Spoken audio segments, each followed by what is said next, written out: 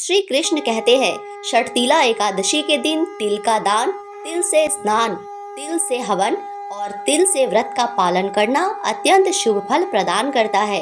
यह व्यक्ति को पापों से मुक्त कर मोक्ष की ओर ले जाता है। जय श्री कृष्णा सनातनियों, आप सभी को माघ मास के कृष्ण पक्ष की एकादशी, जिसे षटतिला एकादशी कहते हैं, की ढेरों शुभकामनाएं। भगवान कृष्ण ने युधिष्ठिर को इसके महात्म के बारे में बताते हुए कहा था कि यह एकादशी पापहारिणी एकादशी है। इसका व्रत रखने से सभी मनोकामनाएं पूरी होती है, घर में सुख समृद्धि आती है। इस व्रत को करने से दरिद्रता और दुखों से मुक्ति मिलती है। यहाँ तक कि अगर आप यह व्रत नहीं कर सकते तो सिर्फ कथा सुनने से ही वाजपेय यज्ञ के बराबर का पुण्य मिलता है।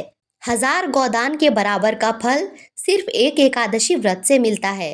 चलिए आपको बताते हैं, माघ महीने की कृष्ण पक्ष की षटतिला एकादशी जनवरी के महीने में किस दिन रखी जाएगी, व्रत की विधि क्या है, व्रत का पारण कब किया जाएगा और इस एकादशी के अगले दिन माघ मास की द्वादशी, जिसे तिल द्वादशी भी कहते हैं, इस दिन किस चीज का दान करने से पूरे माघ मास के स्नान का फल मिलता है।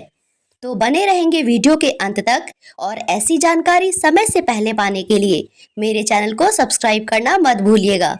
माघ मास के कृष्ण पक्ष की एकादशी तिथि की शुरुआत होगी 24 जनवरी शुक्रवार को शाम 7:25 में। वहीं इस तिथि का समापन 25 जनवरी शनिवार को रात 8:31 पर होगा।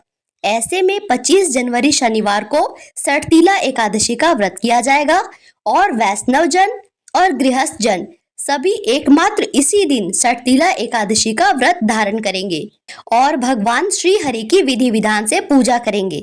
अब जान लेते हैं कि इस दिन रहने वाले शुभ मुहूर्त के बारे में, फिर व्रत की विधि और पारण के बारे में जानेंगे। इस दिन 25 जनवरी शनिवार को सूर्योदय होगा 7:15 से, ब्रह्म मुहूर्त होगा सुबह के 5:36 से 6:24 तक, अभिजीत मुहूर्त रहेगा 12:17 से 1 बजे तक और अमृत काल रहेगा 11:08 से 12:49 दोपहर तक। राहु काल रहने वाला है सुबह के 9:56 से 11:17 तक। तो राहु काल में कोई शुभ कार्य या पूजा पाठ नहीं किया जाता है। ज्योतिष के अनुसार ऐसा मानते हैं कि ये शुभ मुहूर्त नहीं होता है। इसमें किए काम में निरंतर बाधा आती रहती है और शुभ फल की प्राप्ति नहीं होती। इसीलिए राहु काल में कोई भी शुभ कार्य करने से बचना चाहिए। इसी के साथ संध्या काल की पूजा का समय रहेगा शाम के 5:42 से 7:04 तक और सूर्यास्त होगा शाम में 5:54 में। अब जानते हैं व्रत की विधि के बारे में। इस दिन सुबह ब्रह्म मुहूर्त में उठकर किसी पवित्र नदी में स्नान करें। संभव ना हो तो घर में नहाने के जल में गंगा जल और तिल मिलाकर स्नान करें। भगवान विष्णु के समक्ष व्रत का संकल्प ले और भगवान की विधि विधान से पूजा करें। आप चाहें तो अलग से चौकी लगा के भगवान की प्रतिमा या मूर्ति रखकर पूजा कर सकते हैं, अन्यथा अपने घर के मंदिर में भी पूजा कर सकते हैं।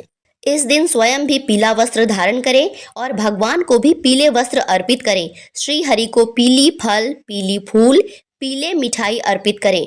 हल्दी केसर का तिलक अर्पित करें। शंख से अभिषेक कराएं और धन संपत्ति वैभव की प्राप्ति के लिए इत्र अवश्य अर्पित करें। भगवान श्री विष्णु को 11 तुलसी के पत्र जरूर अर्पित करें और तुलसी मिश्रित जल भी चढ़ाएं।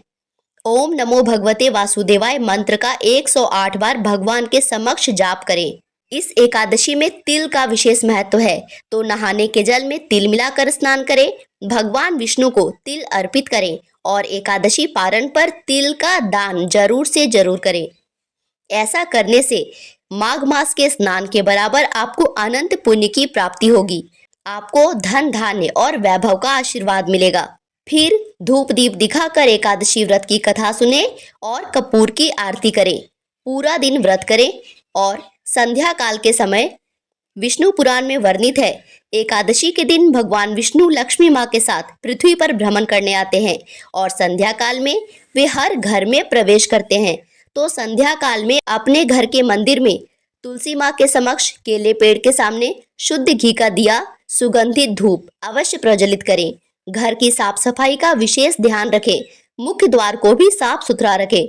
जूते चप्पल इत्यादि नहीं होने चाहिए और मुख्य दरवाजे पर तिल के तेल का दिया अवश्य जलाएं।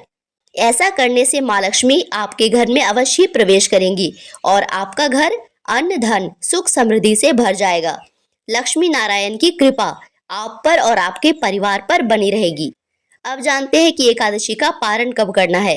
तो षटतिला एकादशी व्रत का पारण 26 जनवरी रविवार को प्रातःकाल 7:12 से लेकर 9:21 के बीच करना शुभ रहेगा।